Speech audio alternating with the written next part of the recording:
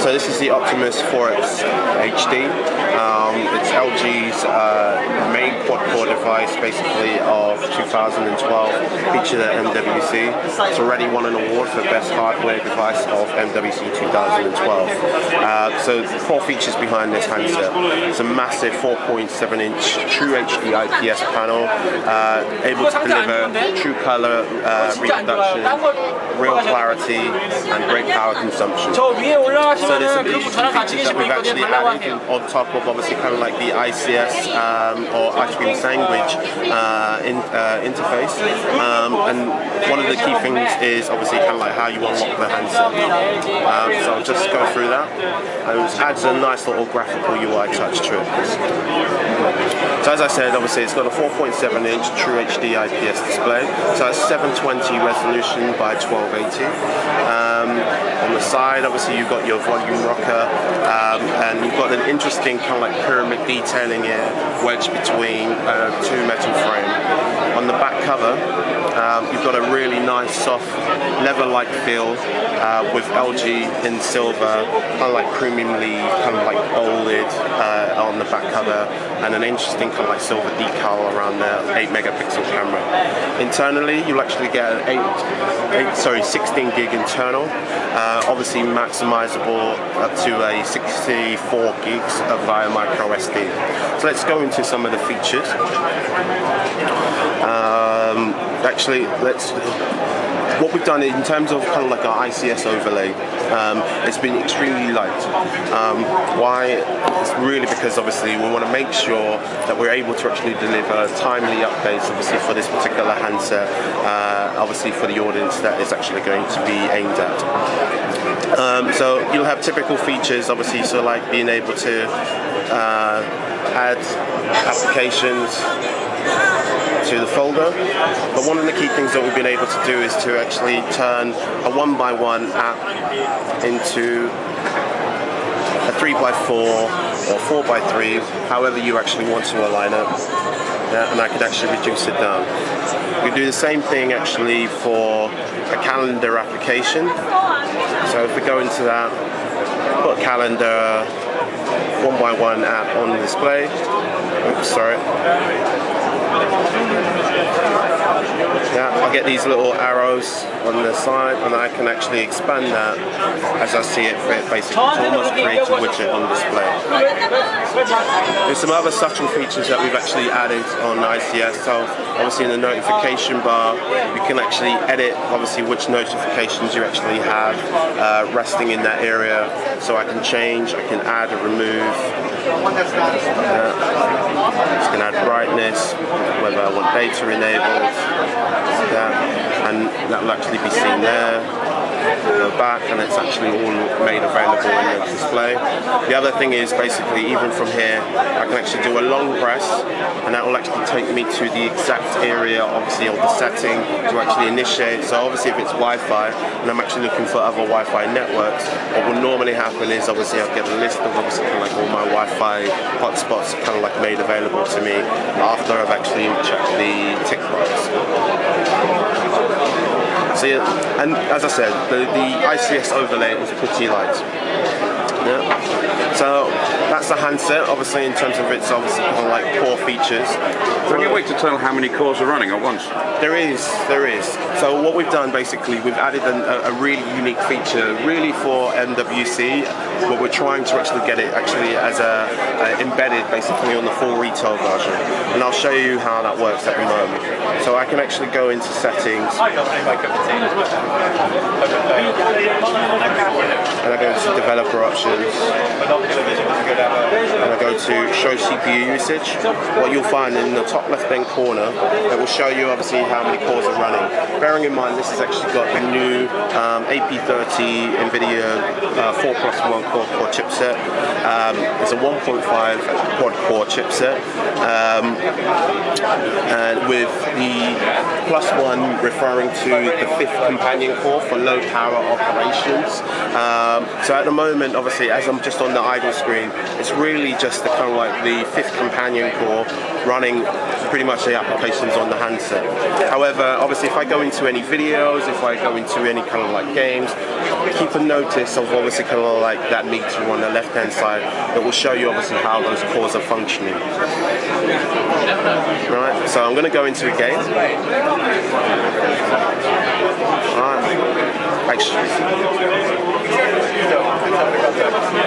Actually, I won't go into that one. I want to go into Riptide. Sorry.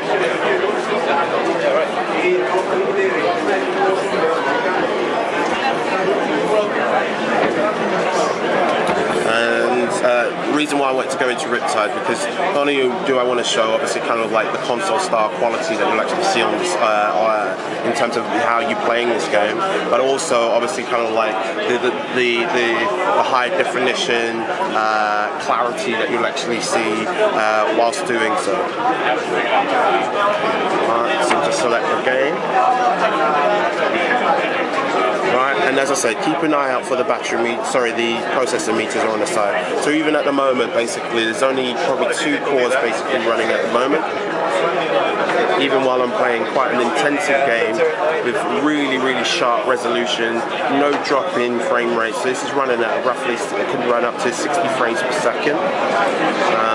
And what you'll see, kind of like, especially with this game's been developed specifically for quad-core handsets. It will feature in NVIDIA's Tegra Zone, which is normally in Android market. Look at the splashbacks that you'll see on display. It's almost lifelike, like it's what you actually see in a camera. You see all that? You can use it to do live races against people. And one of the cool things I can actually do, if I'm able to do so in a minute, is to actually connect it to a TV. So imagine obviously if you've got a 3D TV, I can actually convert this particular game into 3D in full HD. See if we can do that now.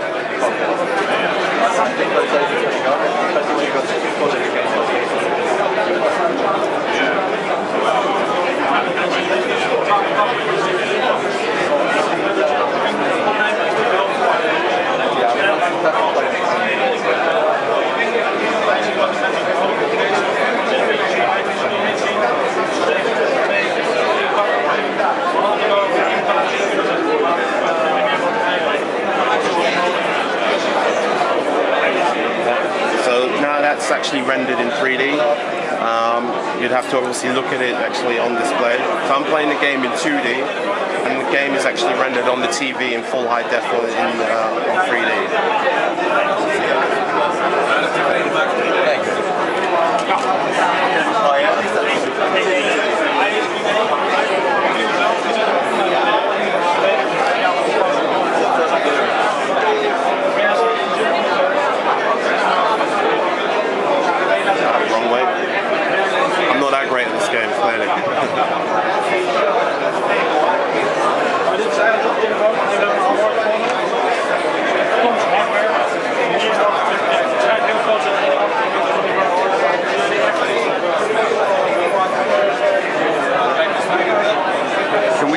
The picture quality as well, and the zooming in.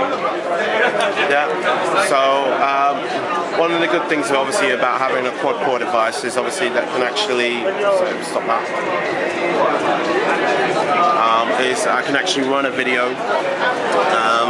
So here, oops, I've got full high definition video running here at the moment. And bearing in mind, as I said, keep a note of obviously what's going on in the corner here. So I can actually zoom in on a live video, on a movie, and zoom back out. How many cores are running now? At the moment, 1 minute.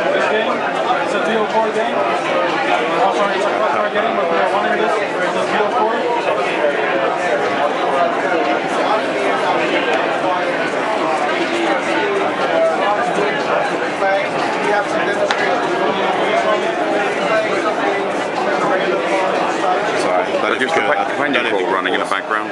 Sorry? So the companion core just running? Well, at the moment, but it's, bearing in mind this is early software at the moment. These are still kind of like they're not full retail versions. So at the moment, obviously, that video was just stumbling over itself for the time being. Something over here. Yeah. 1 second. Yeah. Okay. It won't play because of the batteries. So let's move on to another. Yeah.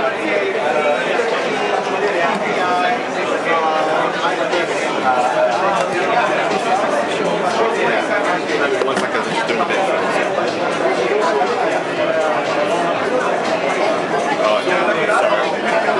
before we get into obviously kind of like the quad core, I'm not going to be able to show you obviously the video and what I was talking about. So this is a video running in normal speed, and I can zoom in, zoom back out. Yeah.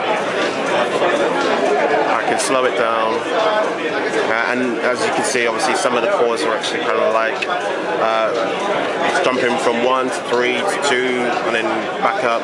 4th core is not even being touched at the moment because it doesn't really need to. Yeah, you're still able to see great clarity on display. At the same time, I'm able to actually zoom in and zoom out very seamlessly. Next thing I want to show you basically is obviously what you'll see in terms of the difference between a dual core and a quad core. So on one side here, obviously we've underclocked the chipset basically to only run on 2 cores, and we've actually got a game which is also going to be preloaded on the Zone called Global. So you see here basically it's very slow, there's a drop in frame rate, even though you're actually getting obviously kind of like quite high resolution, versus obviously kind of like this one where essentially frame rate is sorry, let's start again.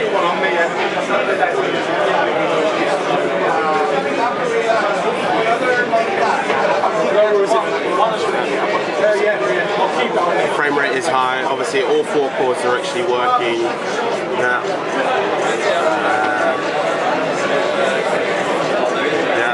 It's not as jerky basically as the one that's running on just 2 cores.